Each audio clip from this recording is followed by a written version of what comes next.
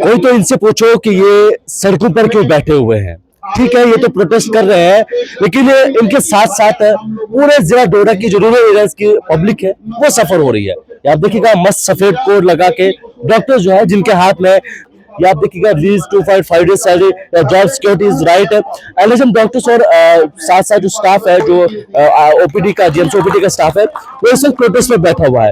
लेकिन कोई इनसे ये नहीं पूछ रहा है कि आप क्यों जो है वो प्रोटेस्ट पर बैठे हुए हैं। हालांकि जो ऑनरेबल मेंबर पार्लियामेंट है सजाद किशोर साहब, उन्होंने पार्लियामेंट में इस मुद्दे को उठाया भी था।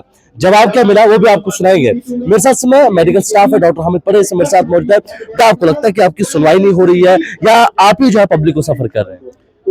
देखिए परवेज साहब, पहले तो मैं आपको मुबारकबाद देना चाहता हूं और वेलकम करना चाहता हूं कि आप वक्तन फ़वक्तन एनएचएम की आवाज़ जो है वो हायर अप्स तक पहुंचाते हैं।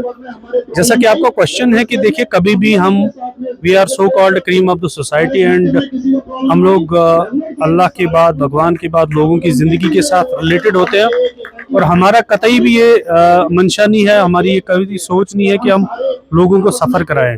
लेकिन मैं थोड़ी इस पर रोशनी डालना चाहता हूं कि अभी तक हमारे कोई 18 साल से हमारे एनएचएम एम्प्लॉइज काम कर रहे हैं, जिसमें डॉक्टर्स हैं, पैरामेडिक स्टाफ है, मैनेजमेंट स्टाफ है और डिफरेंट एम्बिट्स के अंदर काम कर रहे हैं और बहुत ही मीगर सैलरी पे काम कर रहे हैं। तो एक बहुत ज़्यादा एक आप बदकिस्मती कह लीजिए कि हमारी जो परमानेंट नर्स है वो हम उनके अगेंस्ट नहीं है, लेकिन ये कहना चाहेंगे कि एक permanent nurse more than 80,000 salary ले रही है और ये जो आप देख रहे हैं हमारी नर्सेज ये बेचारे 20,000 या 24,000 में काम कर रही है और सेम जॉब प्रोफाइल और सेम जॉब वर्क। और एक मैं आपको और एडिशन करना चाहता हूँ कि एनएचएम इस वक्त 82% जो हमारी जो मेन पावर है वो एनएचएम की है, चाहे वो प्राइमरी केयर की बात करें या टर्शरी केयर की बात करें। तो आपका जो ये क्वेश्चन था कि हम बड़े मजबूर हो गए हैं, जैसा कि आप देखिए कि हमारे बहुत सारे ऐसे एम्प्लॉयज़ हैं जो अभी रिटायर हो गए और हर एक डिपार्टमेंट के अंदर रिटायरमेंट पे कम से कम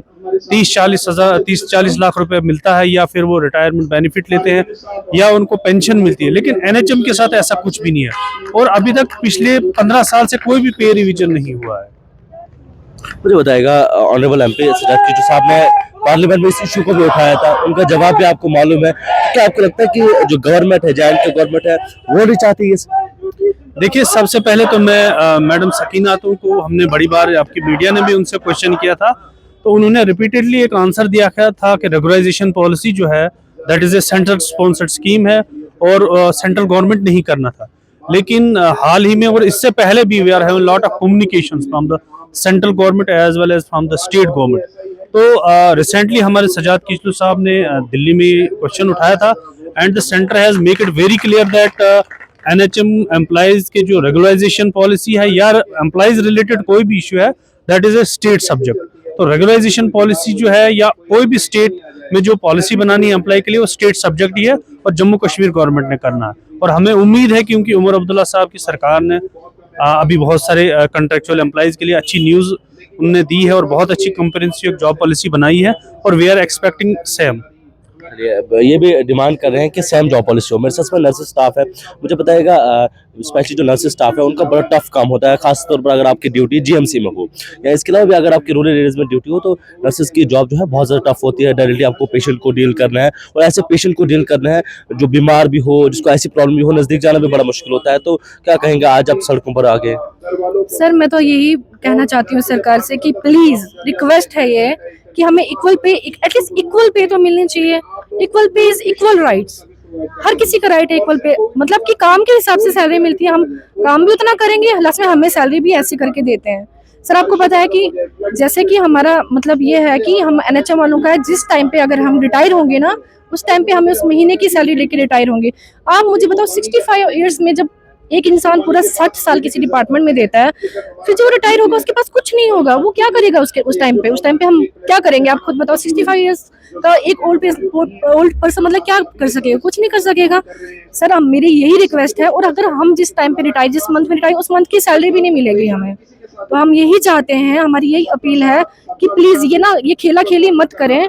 सेंटर वाले बोलते हैं स्टेट वाला है, स्टेट वाला बोलते हैं सेंटर वाले, ये खेला खेली बंद करें। हमारे फ्यूचर के साथ, हमारे बच्चों के साथ, फ्यूचर के साथ मत खेलें प्लीज। हमें सैलरी दे और हमें जॉब सिक्योरिटी दे। क्या कहेंगे? स्टेट गवर्नमेंट जब यहाँ पर JNK गवर्नमेंट बनी थी, उन्होंने प्रॉमिसेस किए थे कि जो एम्प्लॉयज के जो इश्यूज है उनको हम सॉल्व करेंगे। लेकिन आज के वक्त में देखा जाता है कि चाहे गवर्नमेंट मेडिकल कॉलेज का स्टाफ हो या एनएचएम का स्टाफ हो, वो सड़कों पर बैठा हुआ है। मैं तो यही बोलती हूँ कि फेक प्रॉमिस है। अभी आपको पता है कि 2.5 डेज की परमानेंट वालों की 2.5 डेज की सैलरी काटी हुई है। मतलब 2.5 डेज की सैलरी क्या सोच के काटी है? हमें संडे को छुट्टी तो नहीं मिलती ना, हमें गेस्टेड छुट्टी नहीं मिलती है, संडे को छुट्टी नहीं मिलती, तो किस चीज की वजह से 2.5 डेज की सैलरी काटी हुई है? मतलब कि कोई भी डिजास्टर कंडीशन होती है कुछ भी, तो हॉस्पिटल वाले हमेशा 24 आवर हॉस्पिटल खुला ही रहता है, तो 2.5 डेज की सैलरी काटने का कोई मतलब ही नहीं रहता है। हम कोई टीचर थोड़ा ना है कि हमें 2-2 महीने 1-1 महीने छुट्टी होगी, ऐसा तो नहीं है ना।